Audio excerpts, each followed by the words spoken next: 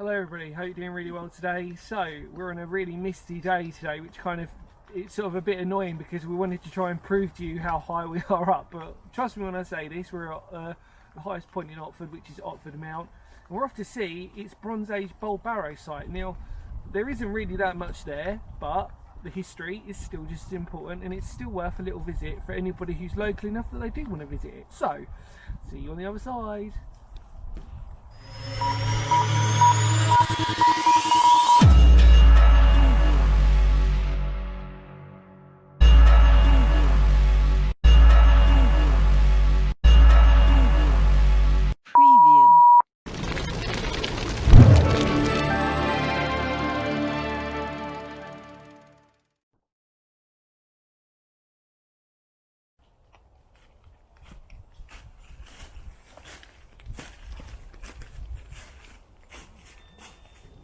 Hello everybody, hope you're doing really well. So we are here, we've arrived at the Bronze Age Barrow site of Otford. It's really interesting actually.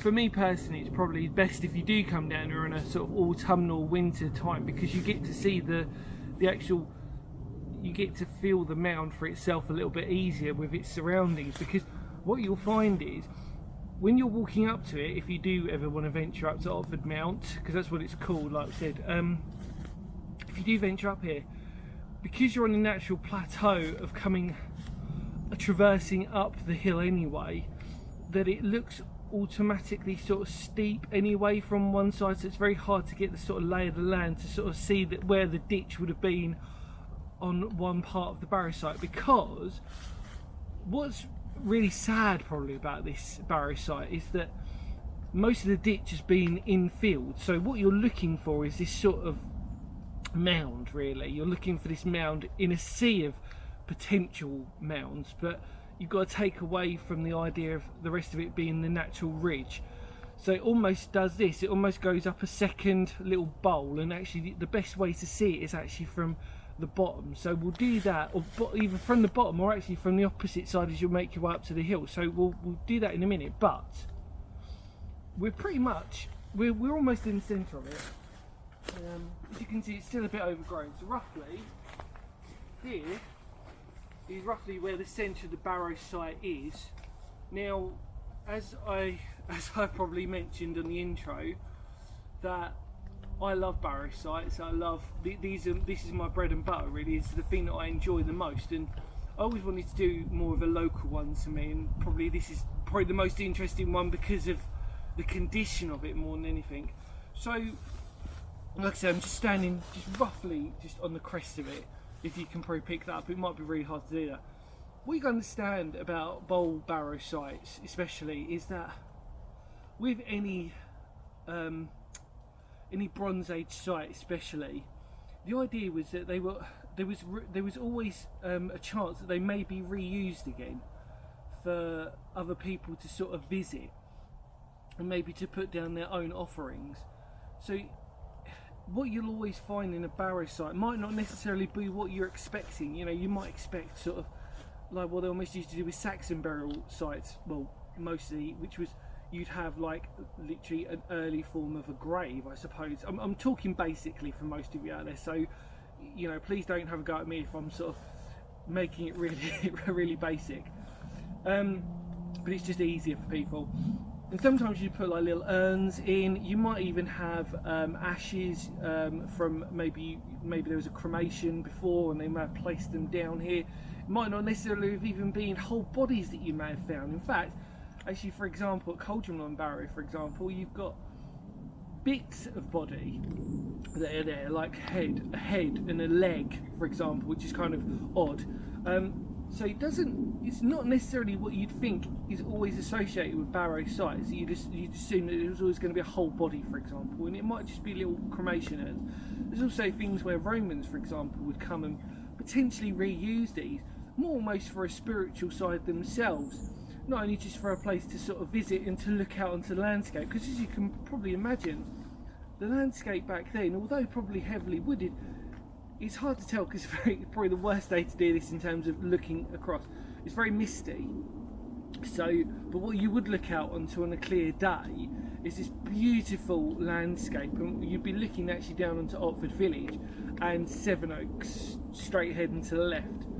So you've got this natural plateau in which it sits in, and in fact actually where I did a video at Shoreham Cold War Anti-Aircraft Battery, which is almost on the adjacent hill opposite, again very high plateau full of these, just this amazing landscape that sort of is ingrained into this sort of part of Kent, I suppose. But let's have a look, let's see if we can have a look. So if you come with me, what we now need to try and do with this Barrow site is to put everything in context, to actually give you a perception of what this Barrow site is. So what I will tell you is that on the ditch sort of comes round, but it's very hard to tell. So we're going to try and make it even easier for you to see the mound itself. So if you want to, do you want to just go over to that other side and then just sort of film me where I am in terms of going down the ditch?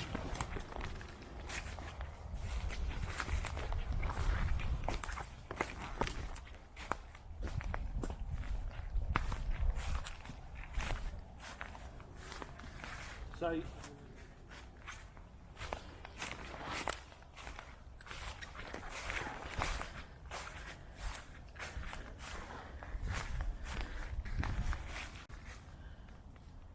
okay, so at the moment where you're situated is just on the part of where they've removed the ditch. So if you turn behind you, you'll see that there's actually an area of flat.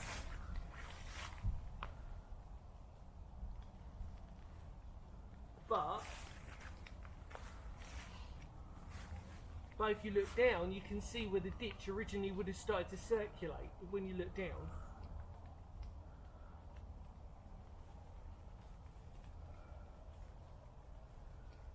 So if you walk down that ditch a little bit further,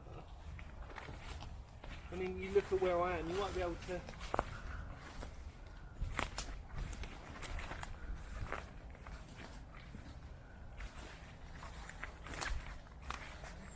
right, so hopefully you can see me. So this is where the actual part of the bowl actually starts to sort of rise up a little bit. So you can see where the ditch is being rubbed out across, but it sort of continues on the sort of that part of the bowl barrow. So if you come in,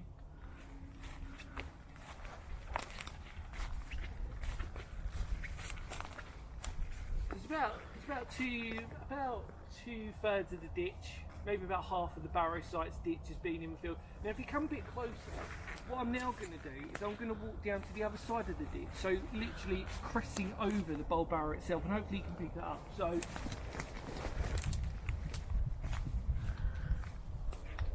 you can probably tell, you can see where the ditch is now sort of coming down, and if you follow me, we can look back up. So if we stand out here, we can sort of see where this barrow is just starting to raise up a little bit there. Finger of doom. Right, okay. It's just amazing, isn't it, this history, this fact that this was a Bronze Age bowl barrow site, the fact that it's got this unusual sort of mound to it. It's absolutely fascinating. In fact, actually, I'll stand in front of it again. And so like we said before, the ditch is sort of facing behind us, disappears off over into yonder, but then it sort of slowly gets robbed out around that corner. There you go. So that was Otford Bronze Age bowl barrow site. It was also named, one other thing, it was also named, I hate pronouncing it, so I'm probably going to get this a little bit wrong, but it was called Stumbleborough or Stumbleberg. I can't pronounce it. It's basically that, and that was another way of what they know it as. But really, actually what they've now referred to it as is actually they've called it just Otford Mount. And actually if you look on the map, you can see this sort of like bowl shaped depression in the ground. So the weather's just about to get a little bit grayer. So in the immortal words of Phoenix history, I'll see you all very soon. Take care for now and have a lovely day exploring bowl barrows or prehistoric burial grounds. Whatever you want to do, enjoy it. Take care everybody. Bye.